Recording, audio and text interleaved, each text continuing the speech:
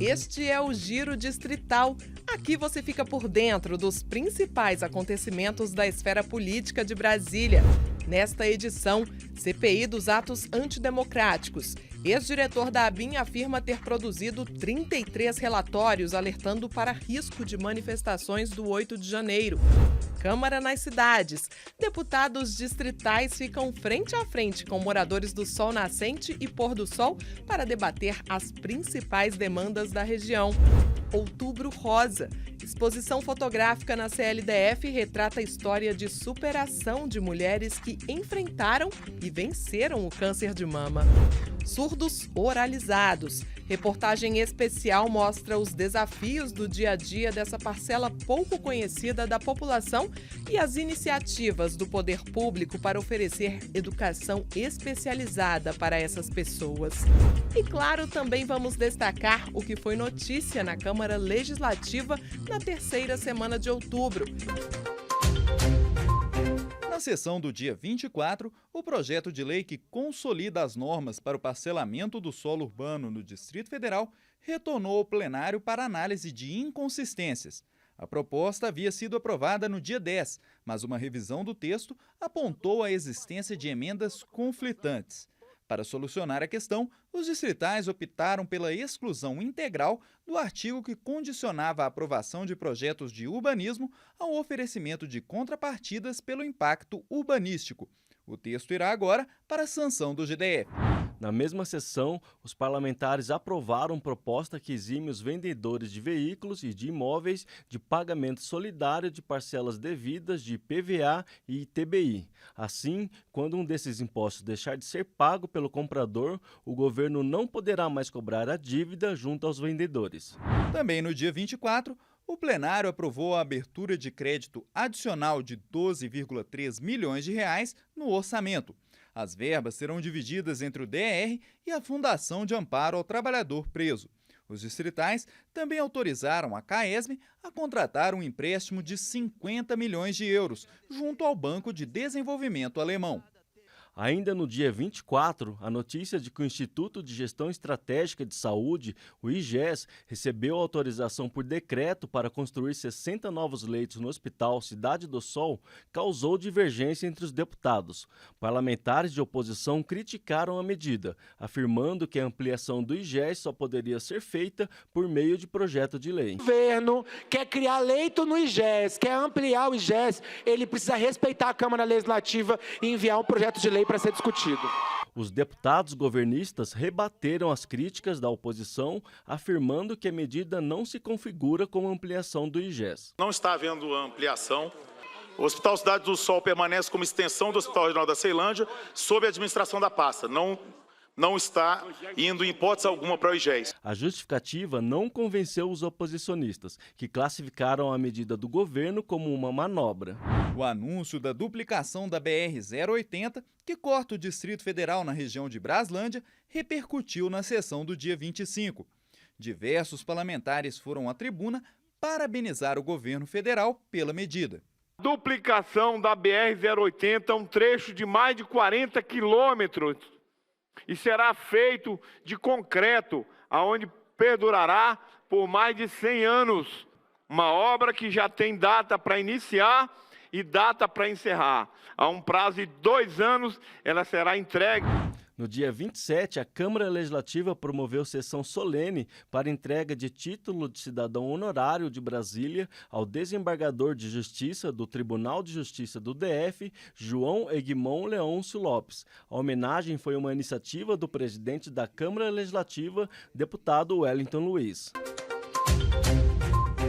A Câmara Legislativa do Distrito Federal foi escolhida como finalista do prêmio Nali Assembleia Cidadã. A CLDF vai concorrer em 2 categorias, Gestão e Projetos Especiais. Na categoria Gestão, concorre o PLE, um aplicativo que permite a transparência ativa e a participação popular. Já na categoria Projetos Especiais, concorre o programa Conhecendo o Parlamento, que apresenta a Câmara Legislativa para a população. Primeiro, essa é uma demonstração demonstração de competência, de dedicação dos nossos servidores, dos nossos parlamentares, que todos juntos sabem da necessidade de apresentar uma Câmara muito mais próxima, muito mais cidadã, muito mais transparente para a sociedade do Distrito Federal. Por isso que esse resultado é muito bom, mas não é surpresa, porque é o resultado de um trabalho feito a várias mãos. Os vencedores serão escolhidos pela União Nacional dos Legislativos Estaduais entre os dias 8 e 10 de novembro. O ex-diretor da Agência Brasileira de Inteligência, Saulo Moura da Cunha, esteve no plenário da CLDF no último dia 26 de outubro, quando prestou depoimento à CPI dos atos antidemocráticos na condição de testemunha. A oitiva começou às 10 horas da manhã e durou quase 3 horas. A Comissão Parlamentar de Inquérito investiga os ataques do dia 8 de janeiro contra as sedes dos 3 poderes da República e os vandalismos realizados em Brasília no dia 12 de dezembro do ano passado, inclusive contra uma delegacia da Polícia Federal na Asa Norte.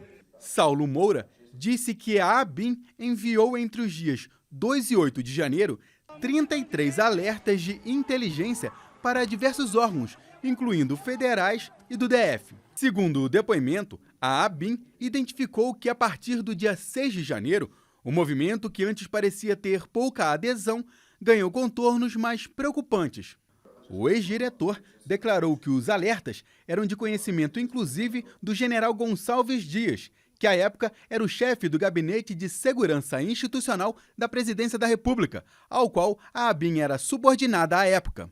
Eu liguei para o general G. Dias, por volta de 1h30 da tarde, um pouco antes da manifestação sair, e disse para ele, eu acho que ele relatou isso inclusive, disse para ele que eu estava muito preocupado, que a manifestação já claramente se encaminhava para um destino violento, que eu estava muito preocupado com ele. O ministro me respondeu que ia avaliar e não interagimos mais. O deputado Pastor Daniel de Castro prevê que o general G. Dias deve ser um dos indiciados pela CPI. O relatório final da comissão deve ser apresentado pelo deputado Hermeto no dia 23 de novembro. A BIM fez 33 alertas e emitiu as 33 alertas. E ela foi entre esses alertas para o Ministério da Justiça e para o G. Dias, GSI. Eles sabiam. Hoje a gente deixa mais do que pavimentado que o G. Dias sabia. Seguramente, eu creio que ele será indiciado nessa casa. E aí nós estamos falando em crime gravíssimo. O deputado Tiago Manzoni vê responsabilidade no episódio do dia 8 de janeiro, também do Ministério da Justiça, que também recebeu os alertas sobre a possibilidade de depredações na área central de Brasília. Sabia. Tanto sabia que chamou a Força Nacional. Chamou a Força Nacional para proteger quem? O prédio do Ministério da Justiça. Só. E os outros? Não, dane-se. A gente não move um músculo, só se eles vierem aqui até o Ministério da Justiça. Mas está quebrando aqui do lado o Palácio do Planalto. 150 metros. Está quebrando aqui do lado. Não, ninguém se mexe não, fica parado aí. Deixa eu falar uma coisa aqui. A Força Nacional, ela tinha o dever de agir. Já os deputados alinhados com a esquerda buscam lançar luz sobre o papel da Secretaria de Segurança Pública do DF no contexto do dia 8 de janeiro. Saulo Moura disse que a Subsecretaria de Inteligência de Segurança Pública do DF tinha ciência sobre os acontecimentos. Ela recebeu as informações. Ela recebeu as informações. Então, assim, é importante porque quando a subsecretária veio aqui, ela tratou a Subsecretaria de Inteligência da Secretaria de Segurança Pública como um cartório também. Ela falou, eu passava só as frações num grupo de WhatsApp. Então, é possível afirmar que a subsecretária de Inteligência, a senhora Maria, tinha informações, portanto, a Secretaria de Segurança Pública tinha informações, portanto, o governo do Distrito Federal tinha informações de inteligência. No entendimento do deputado Gabriel Magno, o objetivo dos manifestantes do dia 8 de janeiro era claro. Violação do Estado Democrático de Direito é tentativa de golpe. Tentativa de golpe de Estado. Isso é violar o Estado Democrático de Direito. Essa é a questão fundamental. A próxima reunião da CPI dos atos antidemocráticos da Câmara Legislativa será no dia 9 de novembro, com depoimento do major da PMDF, Cláudio Mendes dos Santos. Ele é acusado de ensinar táticas de guerrilha a manifestantes. A chuva até tentou atrapalhar, mas não impediu que a Câmara Legislativa desembarcasse na região de Sol Nascente e Pôr do Sol nos dias 26 e 27 de outubro para mais uma rodada do Câmara nas Cidades. Esta foi a 6ª edição do projeto, uma iniciativa que coloca os deputados distritais frente a frente com a população para discutir as principais demandas de cada região administrativa, oferecendo ainda uma série de serviços públicos em parceria com o GDF. Muita gente tem dificuldade de chegar na Câmara Legislativa, com uma série de complicações. Quando a gente vem para esse território, é a oportunidade da gente visitar a cidade, ouvir as lideranças, conversar com os moradores e buscar uma solução conjunta. É longe ir para a Câmara e quando vão eles não têm essa facilidade, esse contato, eles ficam na tribuna. E a Câmara nas Cidades tem essa pegada. A importância é vir aqui ouvir as demandas da comunidade e depois dar resposta. Porque não adianta a gente vir aqui, ouvir a comunidade e depois não dar resposta para as carências que eles têm aqui, que são muitas. Quando o assunto são demandas comunitárias, as regiões de Sol Nascente e Pôr do Sol estão entre as mais carentes de todo o Distrito Federal. As reivindicações são inúmeras, em áreas como segurança pública, educação, transporte público e regularização fundiária. Regularizadas como uma só região administrativa há 4 anos, Sol Nascente e Pôr do Sol lutam hoje para se afirmar como cidades periféricas, deixando para trás o rótulo de maior favela da América Latina, que há anos incomoda parte dos moradores. Embora sejam uma única região administrativa, Sol Nascente e Pôr do Sol são localidades diferentes, o que faz com que as prioridades de cada uma sejam um pouco distintas. O Sol Nascente sofre há anos com problemas de infraestrutura e de violência urbana. Por isso, entre os pedidos feitos pelos moradores aos parlamentares estão a regularização dos endereços e a construção de uma delegacia. Hoje é muito importante a regularização e urgente mesmo um correio nem seja provisório para a nossa população que possa retirar a sua mercadoria naquele lugar. A maioria das pessoas aqui no Sol Nascente, energia é um caso muito interessante porque a maioria quer pagar.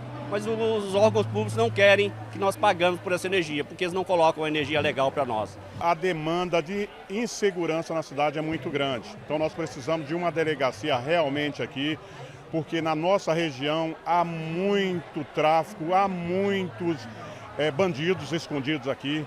Já os moradores do Pôr do Sol reivindicaram mais autonomia. Eles se queixam do fato de a administração regional ficar na área de Sol Nascente, o que obriga o deslocamento entre as localidades, inclusive para a solução de questões simples. O deslocamento do Pôr do Sol até a atual administração, e futuramente vai ficar mais abaixo ainda, é muito complicado, só vem quem tem condução. O evento também contou com atividades voltadas para a população feminina. No dia 27, a Procuradoria Especial da Mulher da Câmara Legislativa promoveu rodas de conversa abordando a saúde da mulher, o combate à violência contra a mulher e o microempreendedorismo feminino. No mesmo dia, a Comissão de Transporte e Mobilidade Urbana promoveu audiência pública para discutir a mobilidade urbana como direito à cidade. Um dos eixos do debate foi o pequeno número de ônibus atendendo às regiões, especialmente nos finais de semana. Mais uma vez, o contato cara a cara com a população agradou os deputados distritais. É isso que a comunidade espera. Eu moro em uma região administrativa, em Santa Maria, que a gente conhece bem o anseio das cidades periféricas, que é o quê? Esse contato, esse olho no olho, essa oportunidade de falar com os representantes, no caso os deputados distritais. É através dessas vozes ativas, dessas reivindicações que o governo escuta, né? E nós, como representantes do povo, temos que ouvir e levar essas demandas até o Poder Executivo. Nós percebemos o quê? Quando você chega à comunidade, eles se sentem valorizados. Eles falam, olha, a Câmara está nos enxergando. Então, acho que esse projeto em si, ele já é vitorioso e chegar numa comunidade tão carente, ouvir de perto do próprio morador o que ele tem a dizer, quais são as demandas dele, então é valorizar a comunidade. A prova do sucesso do Câmara nas Cidades está no interesse de outras casas legislativas em repetir o modelo em seus estados. É o caso da Assembleia do Rio Grande do Norte, que enviou representantes para acompanhar de perto os trabalhos da última edição do Câmara nas Cidades. O que mais nos chamou a atenção é a proximidade dos deputados com a população. Isso é muito bacana. Na hora que a Câmara propõe audiências públicas para ouvir a população e, baseado nessas necessidades, estando pertinho do povo, tentar resolver essas demandas, para nós é muito gratificante poder acompanhar um projeto, uma sessão como essa. Vendo aqui as soluções, com certeza iremos retornar o nosso programa, melhorar o nosso programa, para que a população do Rio Grande do Norte também tenha essa condição de ser muito bem representada pelos seus legisladores. A próxima edição do Câmara nas Cidades já tem data e local. Nos dias 23 e 24 de novembro, a Câmara Legislativa vai até Água Quente. Anote na agenda e participe.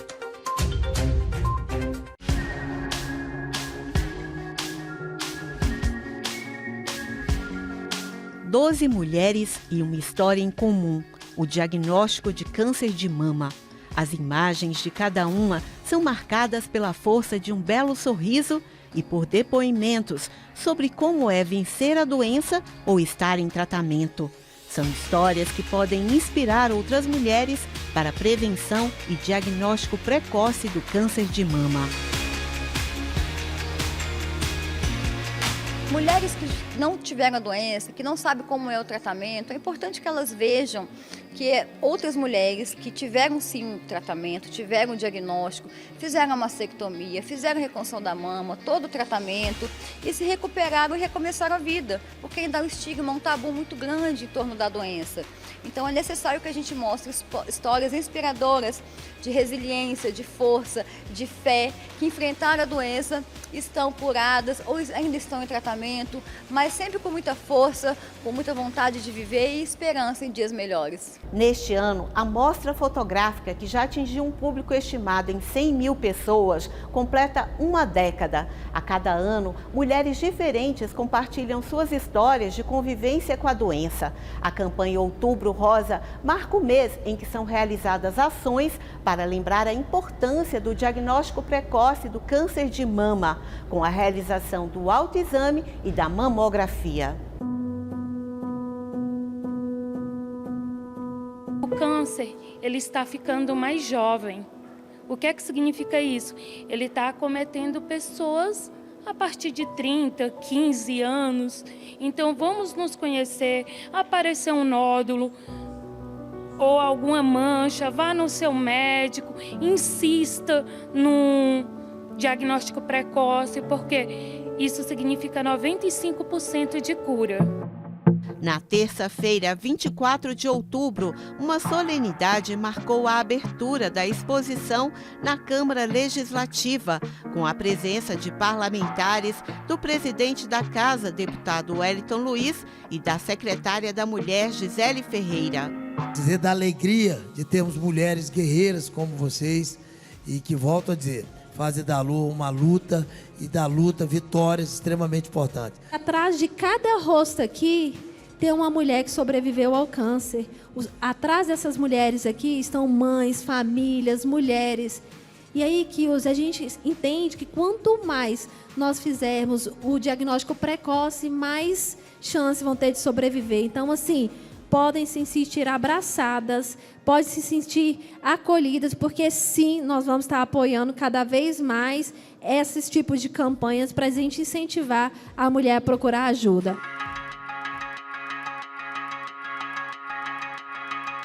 A exposição fotográfica Outubro Rosa 10 anos permanece na Câmara Legislativa até o dia 31 de outubro. Como explica a presidente da Associação Recomeçar, que organizou a exposição, a mostra é, antes de tudo, uma lição de vida que pode inspirar e motivar outras mulheres. Elas mostram o poder da força, da fé, da medicina, que é importantíssimo que as mulheres façam o tratamento, que é indicado pelo médico, unir fé e medicina é fundamental. Não tenha medo, vai lá, faz seu autoexame, vai lá no seu posto de saúde, marca sua mamografia. A mamografia é para fazer todo ano, não importa se tem sintoma ou não.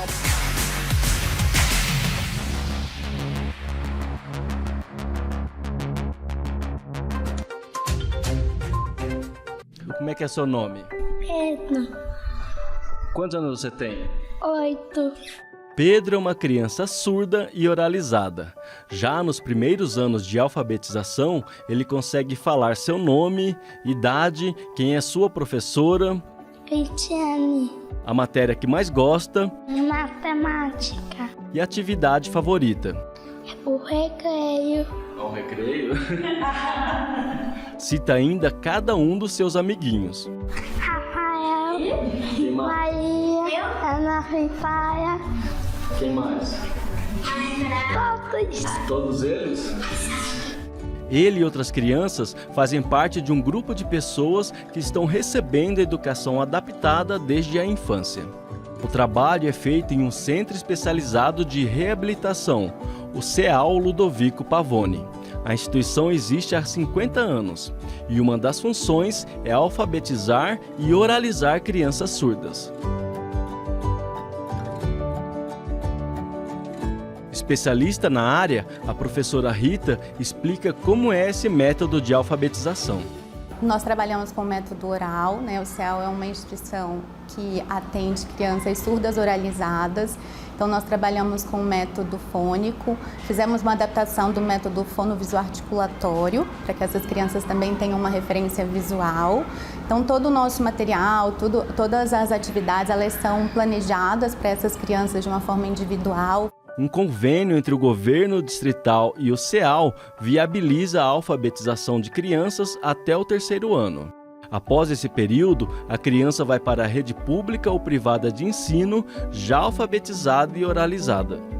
A nossa intenção é prepará-los para uma inclusão mais consciente, uma inclusão que eles sejam inseridos na escola regular, alfabetizados o mais próximo da idade certa e em melhor condição de igualdade com seus pares. A instituição ocupa um espaço de 15 mil metros quadrados e conta com quase 100 funcionários.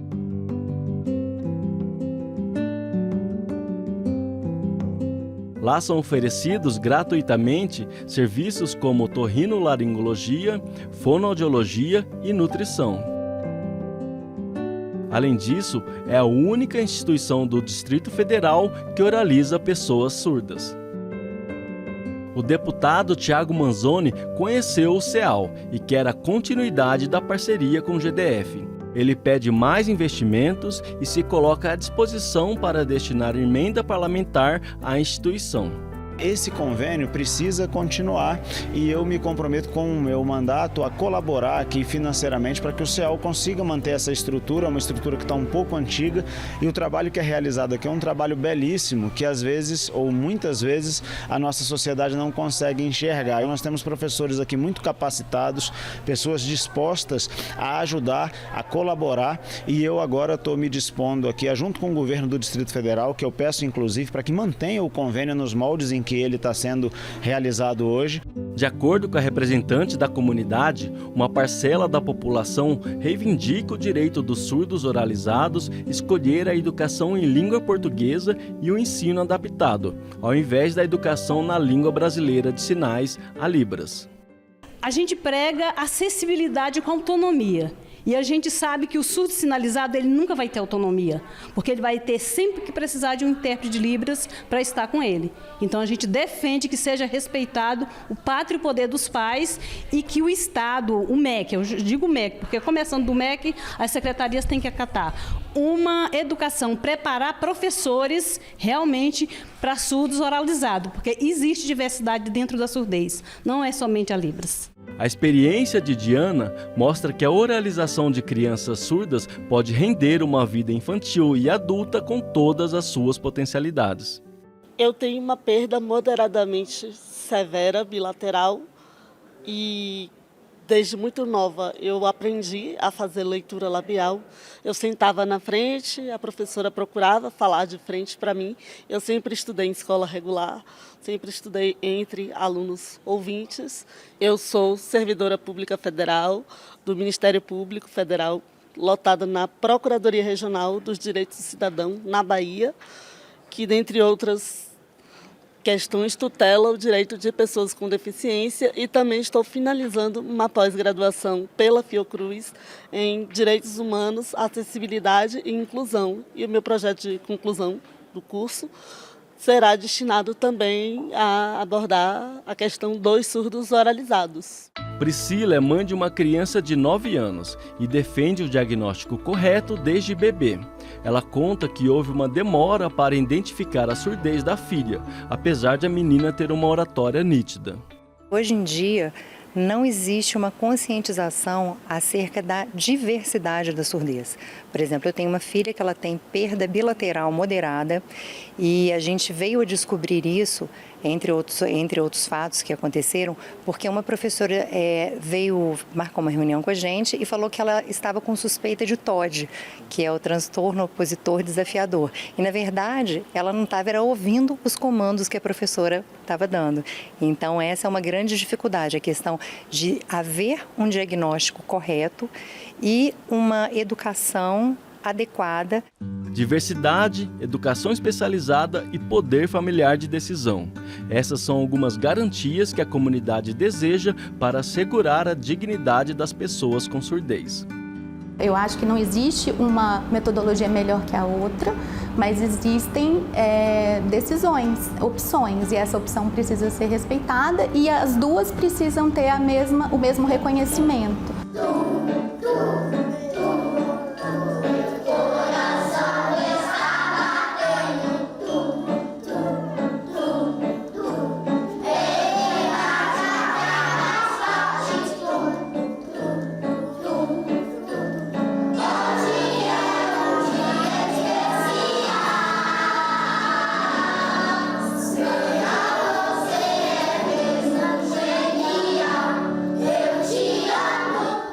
Não se esqueça, para outras informações sobre os trabalhos da Câmara Legislativa, acesse o portal de notícias da Casa.